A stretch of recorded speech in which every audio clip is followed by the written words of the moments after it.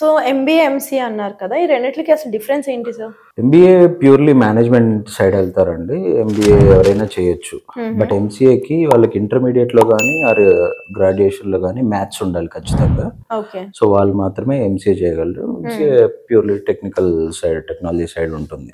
Okay. So ఇప్పుడు MBA చేయడానికి BTech background ఉన్న వాళ్ళు కూడా ఇందులోకి షిఫ్ట్ అవుతున్నారు కదా! అవును. దానివల్ల ఏమైనా ప్రాబ్లమ్స్ ఉన్నాయంటారా? ప్రాబ్లమ్స్ ఏం లేవండి. బేసిక్గా బీటెక్ అయిపోయిన వాళ్ళు ఎంబీఏకి ఎందుకు వస్తున్నారంటే ఎవ్రీ ఇయర్ 1.5 నుంచి 2 lakhs గ్రాడ్యుయేట్స్ బయటకు వస్తారు. ఇంజనీరింగ్ వాళ్ళు బోత్ ఆంధ్ర అండ్ తెలంగాణలో.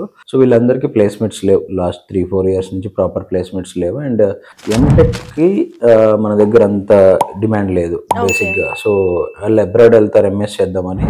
ఎంటెక్ కూడా చేస్తే అంటే ఎక్కడ చదవాలి అంటే వాళ్ళు మామూలుగా ఐఐటి, ఎన్ఐటి ఇలాంటి ప్రాపర్ లేదంటే సెంట్రల్ యూనివర్సిటీస్ లో చదివితే వాళ్ళకి ప్లేస్మెంట్స్ వచ్చే ఛాన్స్ ఉంది.